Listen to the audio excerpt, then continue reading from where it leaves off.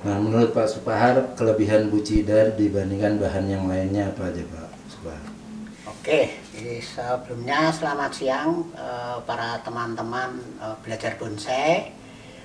Kali ini mungkin kita akan bercerita tentang budidaya bucida.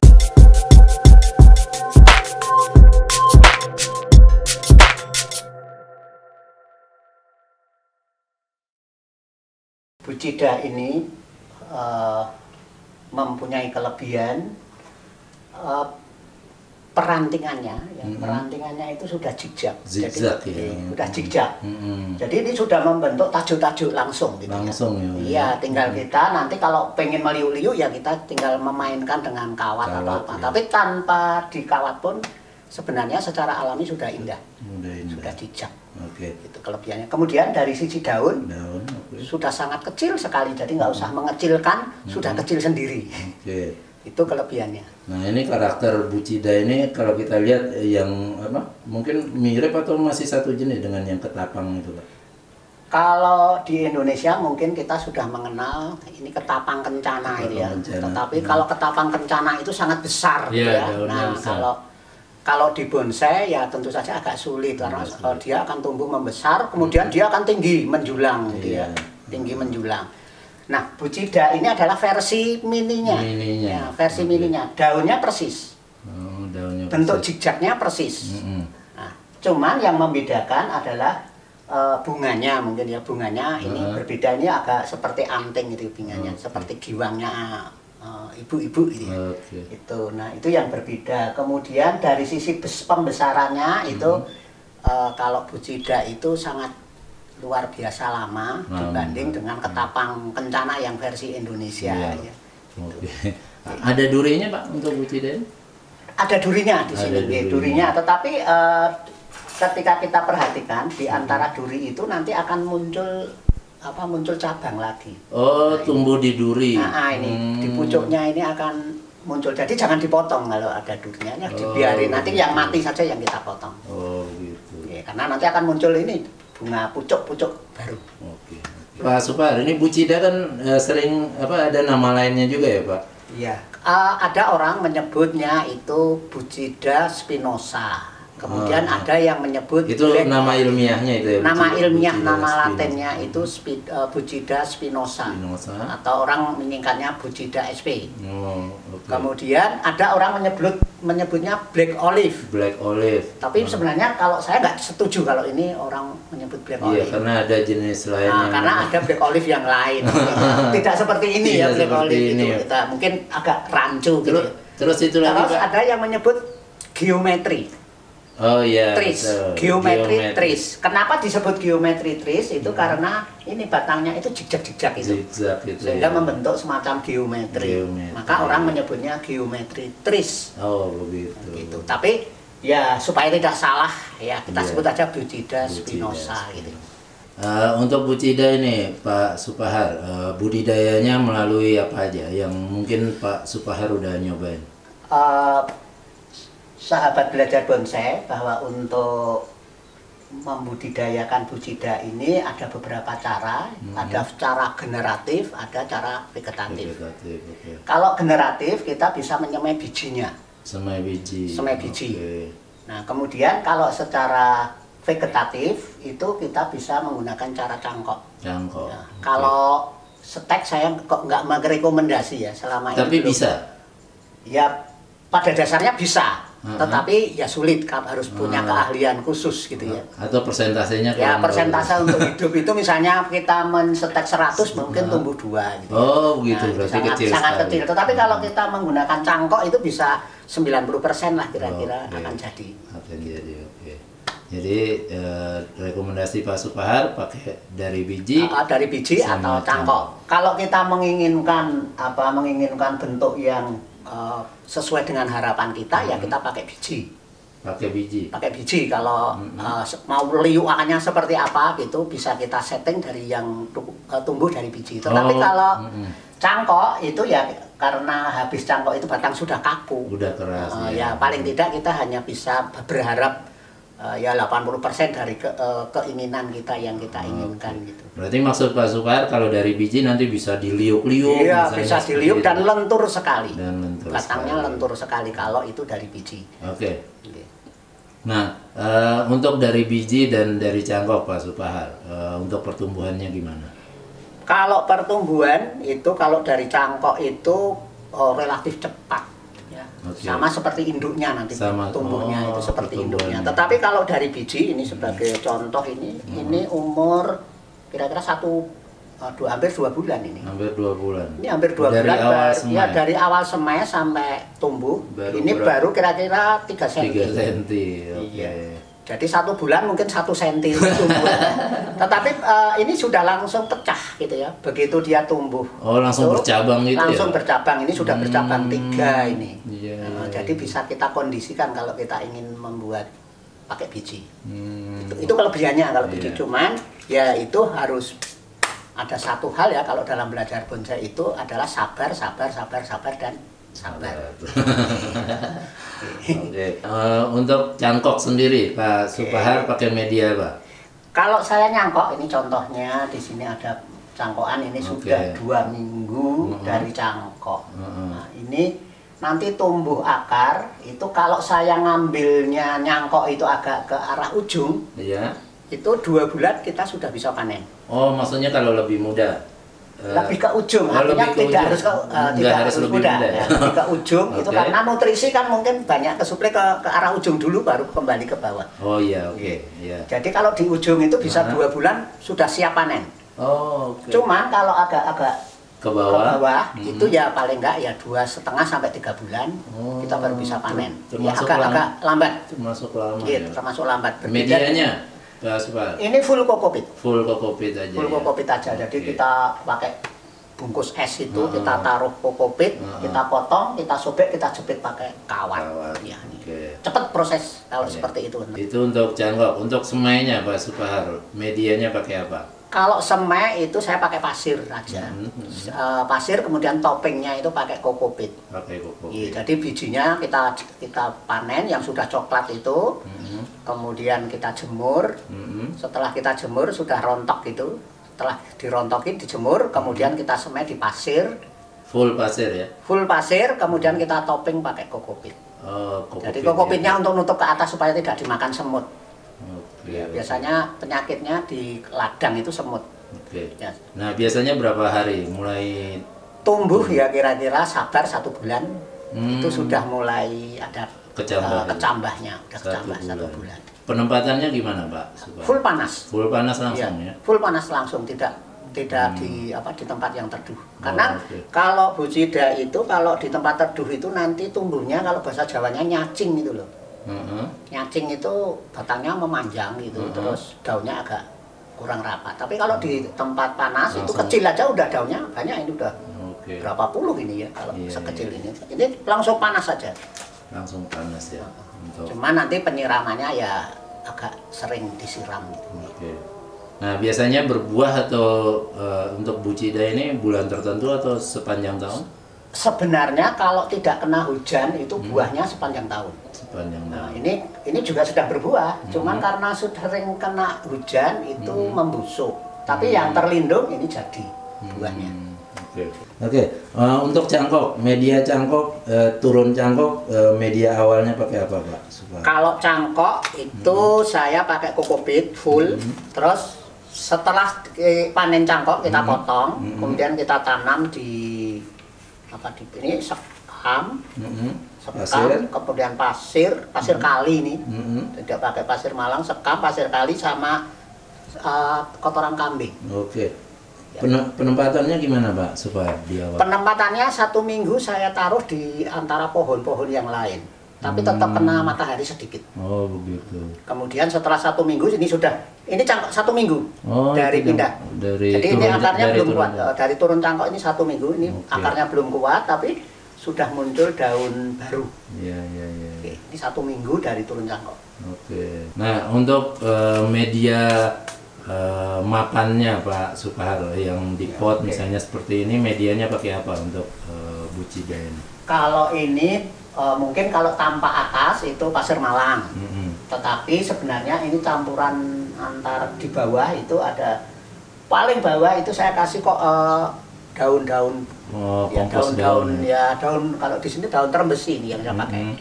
Daun terembesi saya campur dengan merang tadi, sekam mentah ya. Sekam mentah, kemudian agak ke atas itu sekam pasir malang sama kotoran kambing. Oh, gitu. Kemudian atas sendiri ini saya kasih pasir malang bersih supaya tidak tumbuh rumput. Iya. Oke, kemudian akar-akar yang masih kelihatan, mungkin kalau ada yang kelihatan saya tutup pakai mos. Jadi mos ini hanya untuk menutup. Kalau saya buka ini akarnya kelihatan biar tidak kering. Oke. Untuk pertumbuhannya sendiri, Pak Supahar, jenis bucida ini termasuk lambat, cepat. Misalnya kita bandingkan dengan santigi misalnya atau serut. Gimana pertumbuhannya? Sahabat belajar bonsai, kalau bicara tentang lambat tidaknya itu sangat relatif ya. Relatif. Kalau kita menikmati proses, maka yang lambat itu jadi cepat. Tapi kalau kita ingin segera dijual itu mungkin tidak rekomendasi karena ini lambat sekali pertumbuhannya. Ya, apalagi kalau kita dari biji. Ya kalau dari biji itu ya kesabarannya tingkat dewa. Tapi kalau dari cangkok mungkin 2 tahun itu sudah bisa dinikmati hasilnya. Ya tapi ya batangnya paling baru sejempol-jempol kaki gitu ya kalau 2 tahun. 2 tahun. Dari seukuran berapa? Dari seukuran ya lidi lah gitu ya. Kalau diameter 3 mili lah. 3 mili. Diameter 3 mili. Sekitar sekian ini nanti 2 tahun ya jadinya baru segini. Oh begitu. Ini kira-kira 2 tahun menunggunya. Tetapi kalau mau kita buat semacam hanya cito atau mame yang sangat kecil, udah indah ini kita kawat. Udah bisa 2 tahun. Iya, 2 tahun itu sudah indah. Dan itu kalau di pot terus ya Pak ya? Ya di pot. Ada perbedaan nggak kalau misalnya di ground gitu mungkin? Kalau di ground itu untuk bucida ini sebenarnya cepat sekali. Cuman ya ada problem nanti ketika kita ingin repotting. Mau naik pot, diangkat naik pot. Ketika mau naik pot, ketika akarnya yang besar-besar itu dipotong, itu nanti resiko ditanam kembali tumbuh itu agak sulit. Oke, berarti untuk bucida ini yang perlu diperhatikan ketika misalnya mau pindah pot atau ganti media apa aja Pak? Jadi ketika mau misalnya dari ground mau naik pot, itu saya sarankan akarnya dicangkok akar dulu. Cangkok akar dulu. Jadi jangan langsung didongkel kemudian ditanam gitu. Itu peluang matinya tinggi. Tetapi kalau kita cangkok akar dulu, ya, dicangkok kemudian sudah muncul akar serabut, nah itu baru kita dongkel. Nah, itu peluang hidupnya lebih tinggi. Nah, kalau misalnya dari pot besar kita mau ikut pameran, mau taruh di pot ceper gitu, solusinya gimana? Nah, kalau kita ingin dari pot seperti ini ya, ini kan masih besar potnya. Kemudian kita menginginkan dibuat ceper, itu boleh-boleh saja. Tetapi nanti ketika kita mengurangi media, itu diupayakan akarnya jangan dipotong, tapi ditekuk aja. Ditekuk aja. Ditekuk aja, kemudian tanahnya jangan terlalu banyak dikurangi. Oh, begitu. Paling tidak ya di atas 50% jadi ya 60% pokoknya masih tanah aslinya. Oke, berarti harus hati-hati untuk akar. Iya, untuk akarnya. Jangan sampai dipotong. Iya. Oke. Karena ini gampang stres kalau udah dipotong, ini seperti santigi ya. Kalau satu akar itu mewakili satu ranting. Satu ranting atau cabang. Atau gitu cabang ya. Berarti gitu. kalau ada akar yang dipotong kemungkinan ada cabang ada atau cabang ranting yang layu. Nah nanti solusinya kan kalau mau ikut pameran diceperkan ya harus prepare-nya waktunya panjang. Karena kita bisa juga mengurangi daunnya dulu. Oh, begitu. Kita ranting-ranting yang kecil-kecil kita potongi atau kita gundul dulu gitu ya. Itu akan mengurangi penguapan supaya mati, nanti tidak mati. Supaya tidak mati. Untuk penyakit atau hama untuk bucida ini apa Pak Supahar biasanya? Ya, sahabat belajar bonsai, kalau kita perhatikan ini bukan berarti ini bebas hama ya. Tanaman ini sebenarnya disukai oleh belalang sama ulat. Nah, ini ulatnya yang lorak-lorak itu ya, kayak kain tenun Nusa Tenggara gitu. Warna-warnanya itu lorak-lorak indah. Nah, itu sangat ganas sekali, terutama makan daun. Oh, gitu. Jadi nanti tanpa kita pruning, mungkin sehari bisa dipruningkan oleh belalang atau ulat tadi. Kemudian untuk pruning Pak Supar, berani pruning habis? Kalau pruning habis berani, ini nggak masalah, karena nggak dia masalah. nanti akan sebaiknya dipruning habis kalau mau misalnya ganti media gitu. atau misalnya mau habis didongkel gitu ya. Oke. Itu pruning habis nggak masalah kalau ini, karena nanti akan segera tumbuh daun yang baru. Oke. Nah, untuk pemotongan juga bisa langsung atau tanpa tunas seperti santigi misalnya, katanya kan harus ada tunas di bawahnya misalnya. Tidak, karena di sini mata tunasnya itu kalau ini nanti kita potong itu pasti di bawahnya cepat muncul tunas. Nanti kalau kita lihat ketika kita cangkok lah contohnya gini ya. Ketika kita cangkok di atasnya, maka bawahnya ini langsung muncul tunas baru. Jadi ketika kita cangkok atasnya, kita potong, maka tunas baru sudah siap. Sudah siap. Itu kelebihannya. Oke. Oke. Nah, untuk kebutuhan matahari, air gimana Pak Supar? Kalau bucida itu kan tanaman tropis. Tanaman tropis, kemudian ini itu asalnya kan dari Amerika Latin yang mungkin bertemperatur tinggi. Jadi tanaman ini akan lebih bagus kalau selalu kena matahari. Full matahari, seharian penuh kena matahari. Nanti daunnya akan kelihatan seger. Tetapi kalau kurang matahari, maka nanti ini daunnya akan membiru, kemudian lentur. Nah, jadi kalau mau nekuk-nekuk sebaiknya jangan dikenakan matahari mungkin seminggu. Nah, gitu. itu baru kita main ditekuk-tekuk. Kalau enggak agak kaku ya ini nanti kalau enggak gitu. Oke, untuk penyiramannya gimana Pak? Kalau penyiramannya ini kalau saya itu setiap sore saja saya kesempatnya nggih. Kalau mau sehari sekali tapi saya kocor gitu ya. Saya kocor. Kalau kenapa saya pilih sore hari? Karena ketika sore disiram, malam air menyerap ke bawah, paginya masih basah. Nah, kemudian sampai sore lagi itu baru kita siram lagi. Karena keterbatasan waktu ya. Tentu saja sehingga saya lebih memilih sore sehabis maghrib. Gitu. Nah, ini kan Pak Supar ada bonsainya ini yang di budidaya ini kan di lantai 2 ini Pak Supar ya. Iya. Jadi memang full matahari. Full matahari. Jadi ini kelebihannya tanaman yang perdu seperti ini kalau di atap genteng seperti ini itu dapat 2 pencahayaan dari bawah dan dari atas. Sehingga jamur-jamur yang ada di batang ini akan kena panas. Jadi ini akan tidak terlalu berpenyakit terhadap jamur. Itu kelebihannya. Berbeda kalau kita tanam di ground tanah. Agak lembab. Nah, gitu. Kalau ini dari atas dapat matahari, dari bawah kena pantulan genteng.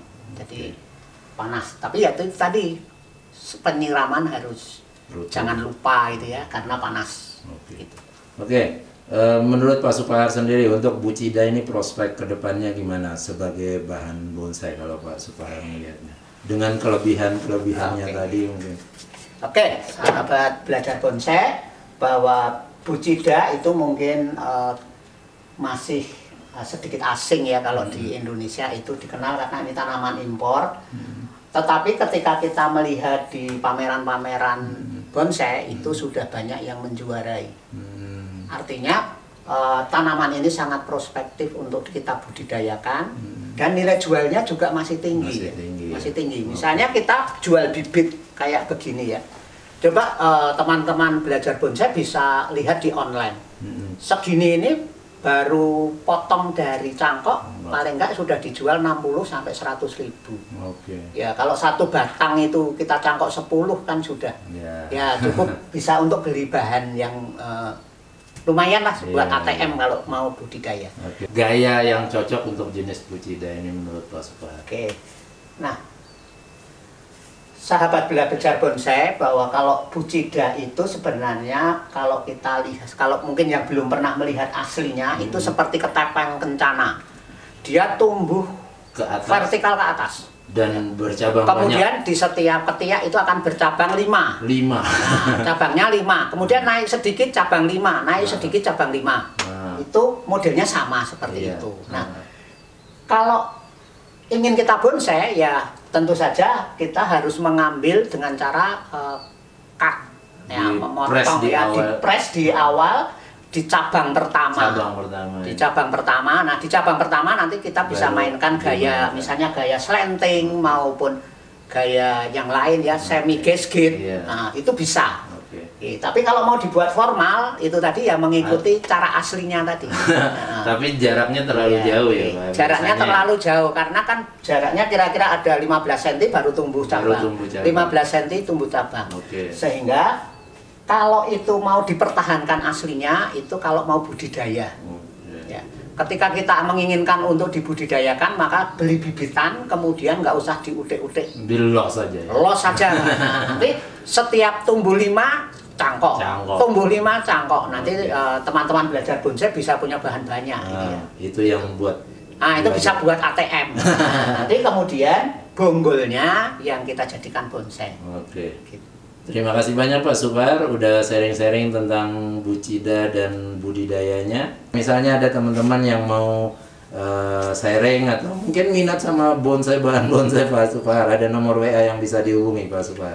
Oke, ya bagi teman-teman yang tertarik untuk belajar dengan saya sharing ya, saya tidak ahli, saya ini seorang fisikawan, tapi Pak dosen. Iya, saya fisikawan yang mencoba belajar menggunakan ilmu fisika untuk diterapkan di tumbuhan. Oke, nah monggo saya bisa ke kontak 0877 3485 3276.